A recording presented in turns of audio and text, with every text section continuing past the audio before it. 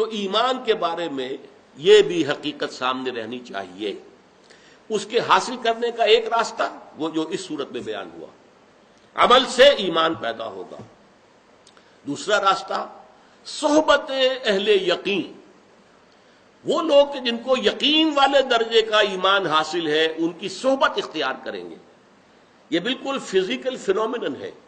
آپ آگ کی بھٹی کے سامنے بیٹھیں گے، حرارت آئے گی، اور تو آپ کو کچھ نہیں کرنا، بس بھٹی کے سامنے بیٹھ جانا ہے، حرارت آئے گی. اس میں کوئی آپ کی محنت نہیں ہے، یہ نیچرل فینومینن ہے. جہاں برف کی سریں رکھی ہوئی ہیں وہاں آپ بیٹھیں گے تو برودت اور ٹھنڈ آپ کو پہنچے گی. اسی طرح صاحب یقین کی صحبت وہ یقیناً یقین پیدا کرتی ہے، جس کو آپ کہتے ہیں کہ لو بگٹس لو، تو اسی طریقے سے یقین بگٹس یقین. لیکن یہ دونوں جو ایمان ہیں، جو صرف عمل سے پیدا ہوا یا جو صرف صحبت سے پیدا ہوا، یہ ایمان جو ہے علی وجہ البصیرت ایمان نہیں ہوتے. اس میں ایمان کا جو فکر کا، تھاٹ کا حصہ ہے، شعور کا، وہ نہیں ہوتا.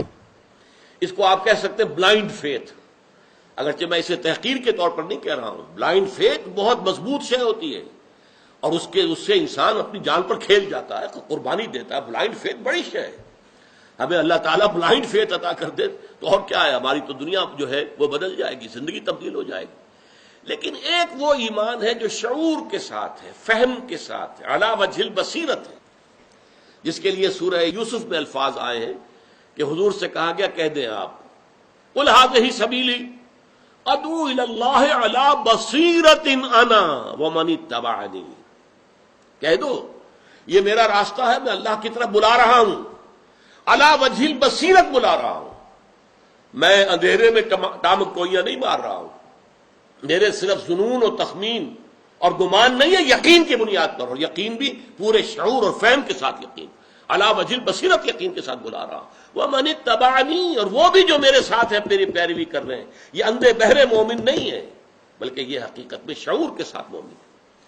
یہ جو شعوری ایمان ہے یہ صرف قرآن مجید کے ذریعے سے حاصل ہوتا ہے. قرآن میں غوطہ زنی ہو، قرآن کے اندر قرآن کو پڑھتے ہوئے انسان کی روح جو ہے وجد میں آئے.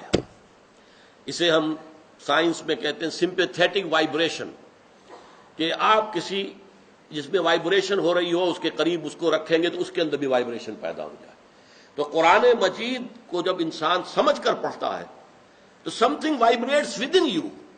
آپ کی روح جو ہے اسے ٹیسٹیفائی کرتی ہے کہ واقعتاً یہ حق ہے.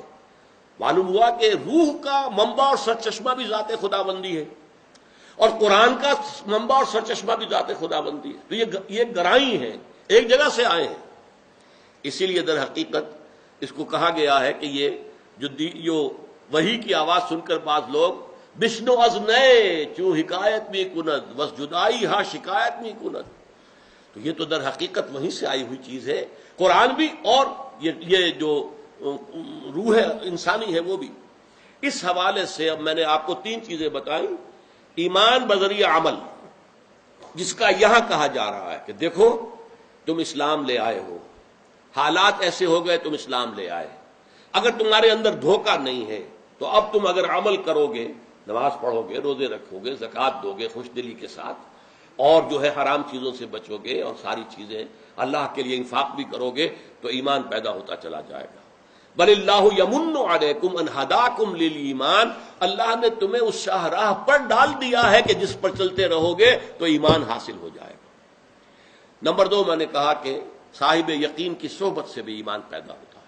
لیکن اصل ایمان جو ہے وہ در حقیقت قرآن مجید کے ذریعے سے یہ ہے کہ جو انسان کے قلب کے اندر جو ہے، جو روح کو گرما دے اور قلب کو تڑپا دے، وہ جو کہا ہے علامہ اقبال نے، تو وہ کیفیت قرآن مجید کے ساتھ پیدا ہوتی ہے، اور وہ یقین والا ایمان پیدا ہوتا ہے کہ جس کے اندر شعور، کانشسنس اور فہم، اس کی انڈرسٹینڈنگ، یہ ساری چیزیں بھی شامل ہوتی ہیں.